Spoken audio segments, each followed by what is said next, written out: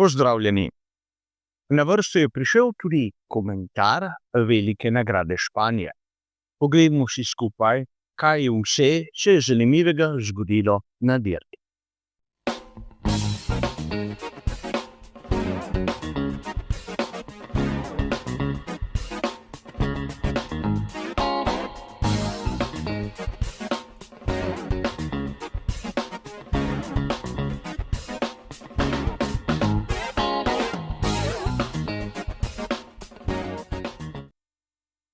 Tudi današnji komentar bo kot ponavadi razdeljen na dva dela. V prvem se bomo ustavili pri vseh tistih zanimivih iztočnicah, ki nam jih je dala sama dirka. V nadaljevanju bomo potem še nekaj minut porabili za napovedi strategij in seveda rezultate primerjali s tistim, kar so ekipe v resnici pokazale naproti. A začnimo samo dirko, ki nam je dala ogromno iztočnic, o katerih lahko razmišljamo, o katerih lahko govorimo. In tudi tokrat ne bomo obnavljali tistega, kar se je zgodilo na same dirki, temveč se bomo skušali usmeriti prav v posebne specifične točke. In začeli bomo z rahlo čudnim odstopom Lensa Strolla. Po kvalifikacijah, ki v resnici niso bile tako porazne, smo lahko izvedeli, da bo Lens Stroll izpustil dirko za veliko nagrado Španije, ker je poškodovan. V uradni izjavi ekipe Aston Martin smo lahko prebrali, da gre za poškodbo, ki jo je Lens Stroll utrpel že daljnega 2023 in da se je zadeva ponovila oziroma da ima neznosne bolečine. In tu je treba poudariti, da če pogledamo malce starejše članke, bomo prišli do zanimivih zaključkov. Pred veliko nagrado Bahreina leta 2024 si je Lens Stroll pri kolesarjenju poškodoval prst in zlomil zapestje. In tu bi lahko dejali nič takega, nič čudnega. Le teden zatem, ko je staknil to poškodbo, je bila dirka svetovnega prvenstva Formule 1, na kateri je nastopil in dosegel 6. mesto. A verjamem, bolečine se lahko pojavijo tudi kasneje. A vseeno, prejšnji teden smo gledali veliko nagrado Monaka, kjer menim, da so vozniki pod največjim naporom, kar se tiče na primer obračanja volana. In tam Lens Stroll ni imel nobenih težav. Ko sem malce brskal po spletu in iskal racionalni odgovor, sem prišel do članka, ki seveda ni zanesljiv, ampak poroča o tem, da naj bi imel Lens Stroll v boksih malce fizične konfrontacije z določenimi člani in da je tako staknil poškodbo, ki ga je izločila iz same dirke za veliko nagrado.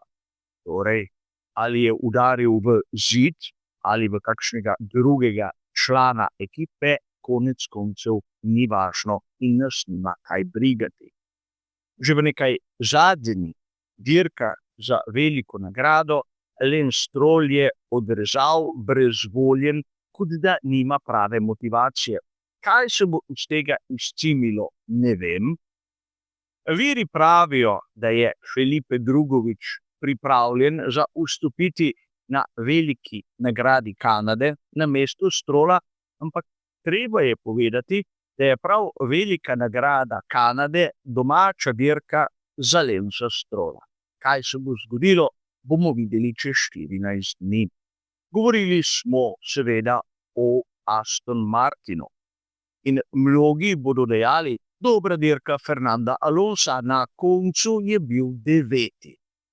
Ampak če gledamo njegovo dirko, ni bila nič posebnega, lahko bi dejali, da je spadala v tisto slabšo polovico, kjer od španskega prvaka nismo videli pravzaprav nič izjemnega. Ampak končno Fernando Alonso je dosegel 2 točki. Lenz jih ima še zmeraj 14, če se ne motim. A verjamem, da Lance Stroll in njegove prigode ne zanimajo mnogih navdušencev. Bolj je tu pomembno se ustaviti pri vsem tistem, kar se je zgodilo Maxu Verstappenu. In ogledali si bomo 3 incidente, seveda po uradnih dokumentih, in skušali razumeti, zakaj je pravzaprav šlo. Najprej trk med Maxom Verstappenom in Charlesom Leclercem.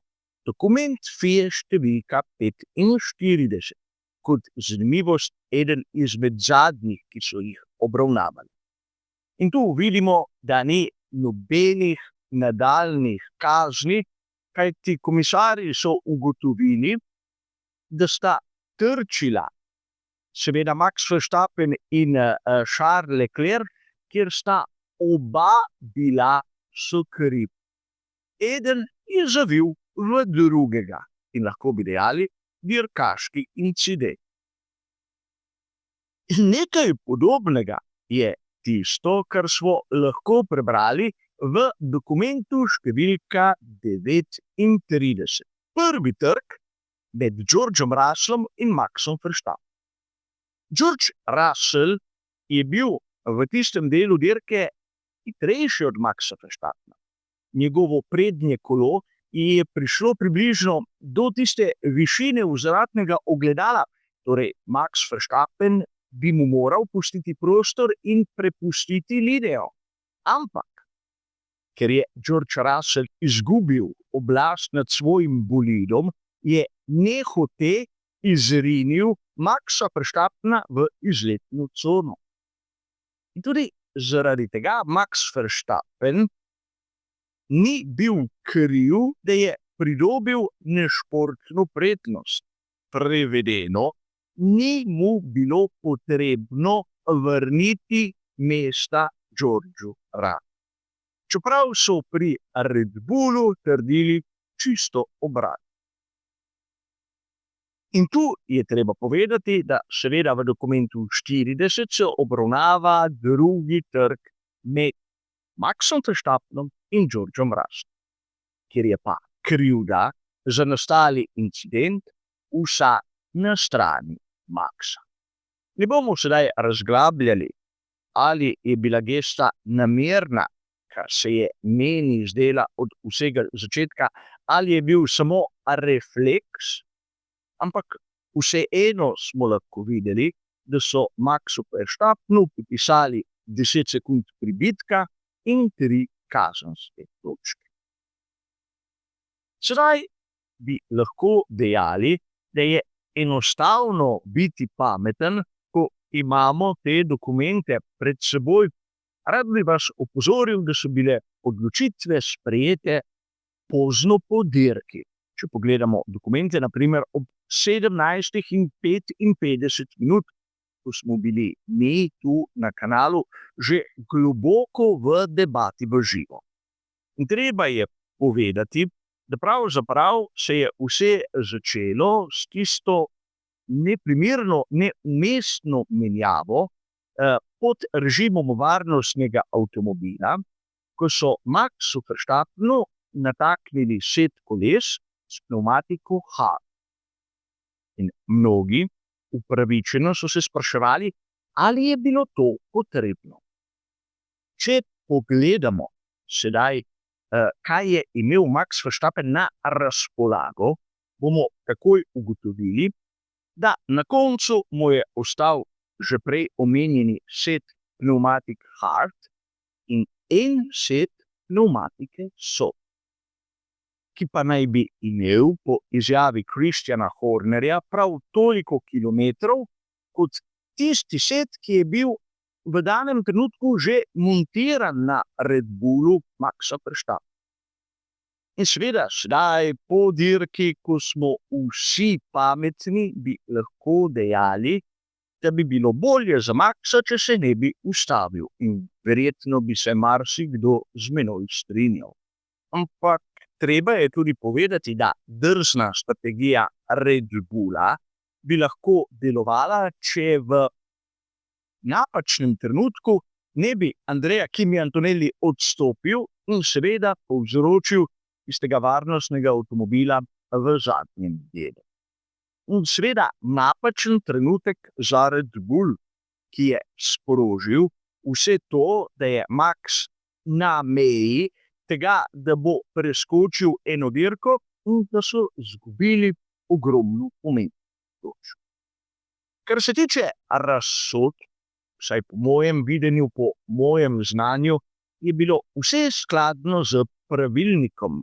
Lahko bi kaznovali malce še huje, ampak v redu je, kar so odločili. Po drugi strani bi lahko dejali, da pri Red Bullu se pozna odsotnost ključnih kadrov, predvsem na tistem športnem delu komandnega pulta. Ampak o tem sedaj razglabljati je malce brezvezno. Namreč, kadri so odšli in treba je poiskati nov. A treba je povedati, da gesta Maxa Verstappena je bila čisto nešportna in seveda neumestna, kar je priznal seveda drugi dan po dirki tudi sam. Ampak to opravičilo meni ne kaže na nič takega, kar bi nekako opralo njegovo dejanje. Tisto, kar smo videli na progi, je pravi Max. Max Verstappen zna biti genijalen ali pa po drugi strani nor. Dobro nam je znano, da razmejitev med genijem in norcem je seveda tanka črta. A tu je treba povedati, da na primer mnogi navijači skuderije Ferrari so izjemno zadovoljni z rezultatom, ki smo ga videli na koncu. Charles Leclerc je prišel na zmagovalni oder. In sedaj prosim, da nihče ne reče, da je varnostni avtomobil tisti, ki zmeraj poškoduje Charlesa Leclerca. Tokrat je imel srečo, kajti njegova primarna strategija je bila porazna. Začeti na pneumatiki soft in nato dvakrat na medium bi ga lahko pripeljalo na koncu dirke, če ne bi bilo tistega varnostnega avtomobila na peto mesto in ne više.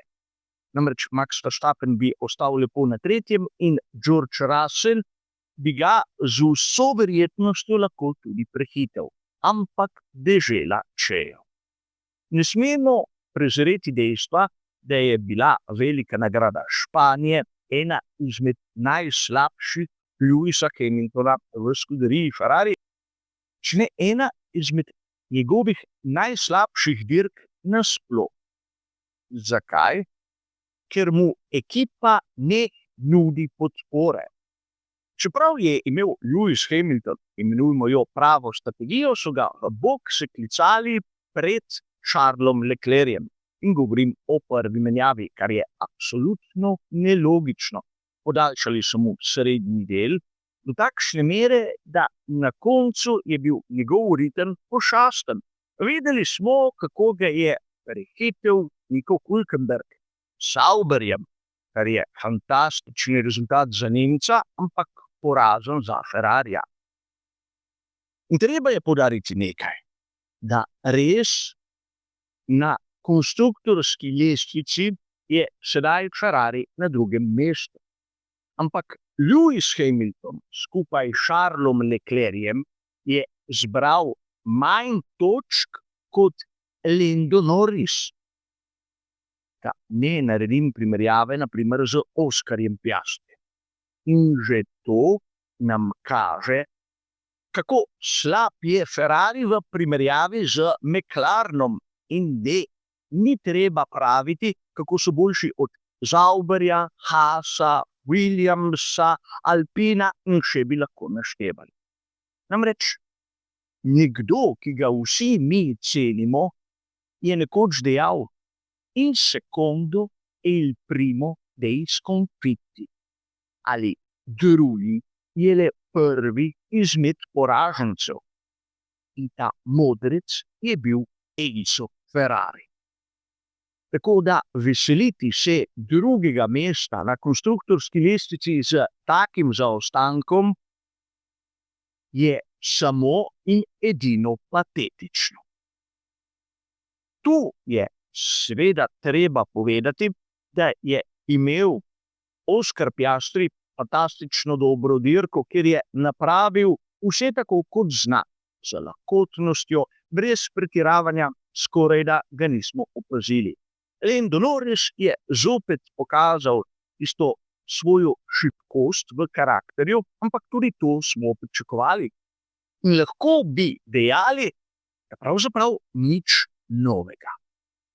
Videli smo v ozadju tudi dobro dirko, naprimer Izaka Hajdarja.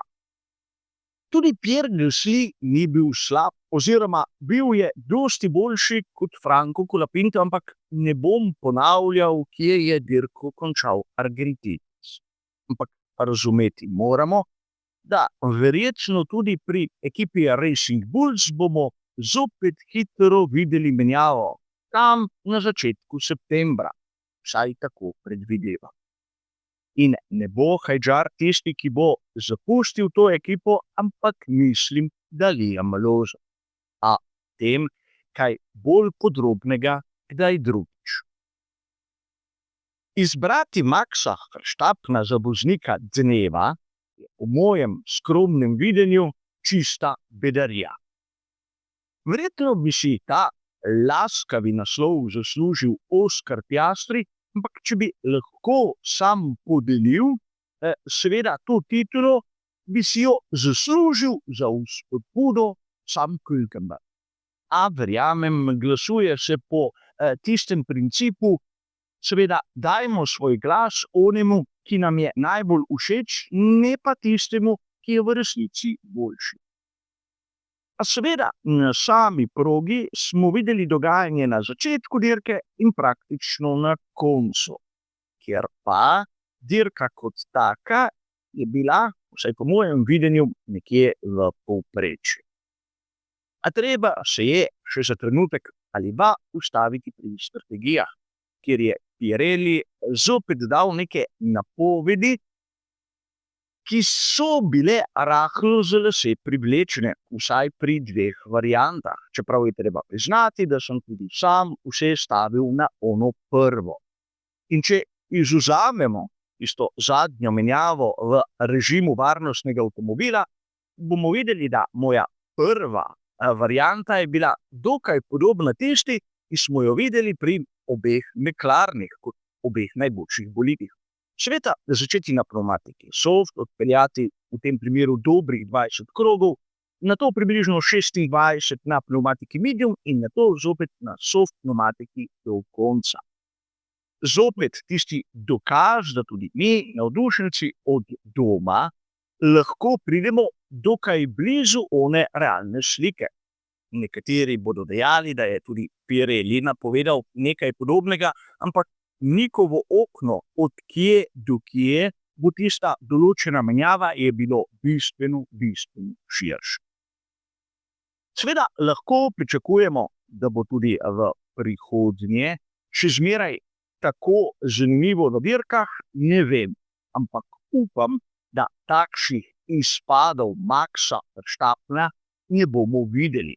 Namreč to ne sodi v Formulo 1, čeprav so nekateri pravilno ugotovili, da tudi velikani kot Ayrton Senna ali Michael Schumacher so počeli podobne stvari. Ampak tu ne smemo iskati opravičil, ampak moramo s prstom pokazati na napake. Toliko o veliki nagradi Španije. Hvala za vašo pozornost in nasvidenje.